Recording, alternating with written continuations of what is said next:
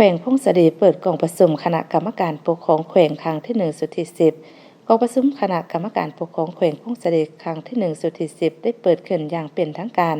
ในตอนเช้าวันที่30ธันวาคม2025นี้ที่ห้องประชุมชั้น3สำนักงานปกครองแขวงโดยการเป็นประธานของท่านพลตรีสมพร มิตรพรเลขาคณะบริหารงานพรรคแขวงพงศดีเข้าร่วมมิตรฐานสันติกัญญาสาร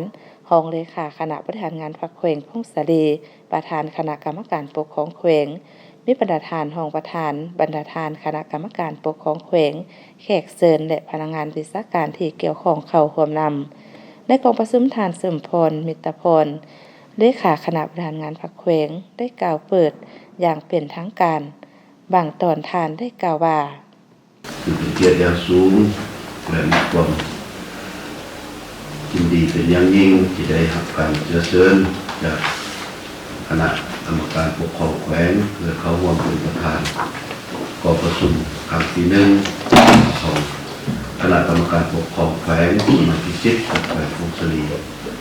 ซึ่งเป็นกองประชุมหนึ่งที่มีความหมายความสำคัญในกองประชุมครั้งนี้ผู้เข้าร่วมได้รับฟังการผ่านทางข้อตกลงของประธานคณะกรรมการปกครองแขวงว่าด้วยการแบ่งความรับผิดชอบภายในคณะกรรมการปกครองแขวงสมัยที่10ห่างบ่ติดราคาท่าแข้งท่าอ่อนของบรรดาทานคณะกรรมการปกครองแขวงสมัยที่10ผ่านทางข้อกำหนดว่าด้วยแบบแผนวิธีเฮ็ดเวียกคณะกรรมการปกครองแขวงสมัยที่10ห่างแผนดำเนินงานของคณะกรรมการปกครองแขวงสมัยที่10ห่างบ่ได้งานการจัดตั้งปฏิบัติแผนพัฒนาเศรษฐกิจสังคม5ปีครั้งที่9 2021-2025และทิศทางแผนการ5ปีครั้งที่10 2026-2030รวมทั้งทิศทางแผนการประจำปี2026ห่างบ่ได้งานการจัดตั้งปฏิบัติแผนงบประมาณแห่งรัฐประจำปี2025และทิศทางแผนการประจำปี2026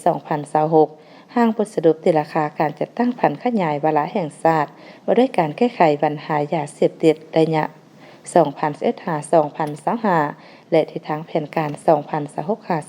2026-2030ห่างข้อตกลงว่าด้วยการจัดตั้งและการเคลื่อนไหวของตาแสงจากนั้นบรรณาธิการในคณะกรรมการปกครองแขวงสมัยที่10ยังได้มีการประกอบคำเห็นและรับรองเอาบรรดาหางเอกสารต่างๆที่เสนอขึ้นในกองประชุม